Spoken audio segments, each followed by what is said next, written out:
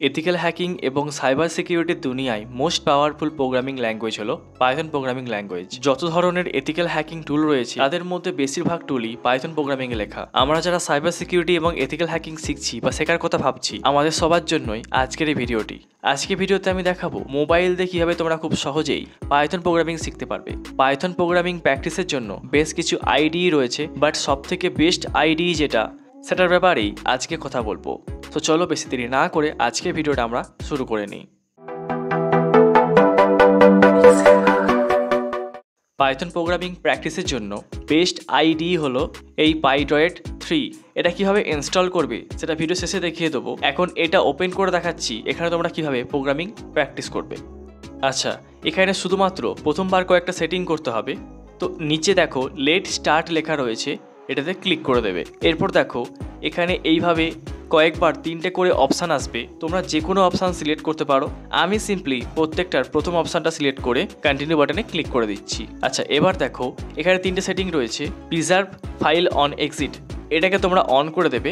অনেক বড় প্রোগ্রাম লেখার সময় কিংবা ভুলবশত যদি এই অ্যাপটা ব্যাক হয়ে যায় কিংবা বন্ধ হয়ে যায়, সেক্ষেত্রে এই সেটিংটা অন থাকলে যতটুকু প্রোগ্রাম তোমরা লিখবে সেটা কিন্তু অটোমেটিক সেভ হয়ে যাবে।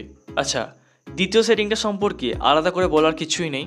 অন্য অ্যাপসে যেমন ডার্ক মোড রয়েছে, তোমরাও চাইলে এখানে ডার্ক মোডকে অন করতে পারবে। আমার ডার্ক মোড এতটা পছন্দ না, সো আমি এটাকে অফ রাখছি। আচ্ছা, এর পরের অপশানটা অপশনাল, তোমরা চাইলে এটাকে অন করতে পারো, আমি এটাকে অফই রাখছি।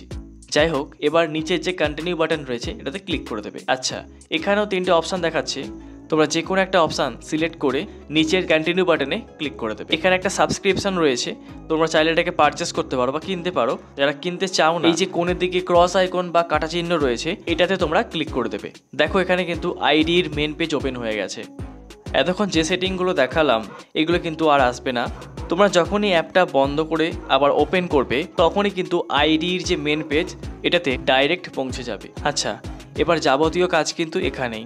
এখানে স্ক্রিনের বাঁ দিকে রয়েছে 3 লাইন্সে মেনু অপশান, ক্লিক করে দেখাচ্ছি। দেখো এখানে কয়েকটা টুলস এবং সেটিংস রয়েছে। আর স্ক্রিনের ডান দিকে দেখো 3 ডটের মেনু অপশান রয়েছে, ক্লিক করে দেখাচ্ছি। দেখো এখানে undo, রিডো, search, go to line এই অপশানগুলো রয়েছে। আর এরই পাশে দেখো ফোল্ডার আইকন রয়েছে, এটাতে ক্লিক করে দেখাচ্ছি। দেখো এখানে বেশ কিছু অপশান শো করছে। নতুন প্রজেক্ট ক্রিয়েট করার জন্য নিউ অপশান, সেভ করা কোনো প্রজেক্ট ওপেন করার জন্য ওপেন অপশান, যে প্রোগ্রামগুলো এখানে লিখবে সেগুলোকে সেভ করার জন্য সেভ এবং সেভ অ্যাজ অপশান, চলতি প্রোগ্রাম বন্ধ করার জন্য ক্লোজ অপশান, আর আগে থেকে কোনো প্রোগ্রাম সেভ থাকলে সেটা রিসেন্ট ফাইলস এই অপশানটাতে গিয়ে চেক করে ইম্পোর্ট করতে পারবে। আচ্ছা, এবার এরই নিচের দিকে দেখো এখানে বেশ কিছু সিম্বল রয়েছে। আর এরই উপরে দেখো হলুদ রঙের একটা বাটন রয়েছে, এটাতে ক্লিক করে তোমরা যা প্রোগ্রাম লিখবে তার আউটপুট দেখতে পারবে। এখানে আমি 4 লাইনের একটা ছোট্ট প্রোগ্রাম লিখেছি। আমরা চাইলে কিন্তু এটাকে সেভ না করেই রান করতে পারি। নিচে যে হলুদ বাটন রয়েছে এটাতে ক্লিক করে দেখাচ্ছি। দেখো এখানে কিন্তু আউটপুটটা শো করছে। আচ্ছা, একটু বড় করে নিচ্ছি তাহলে ভালো বুঝতে পারবে।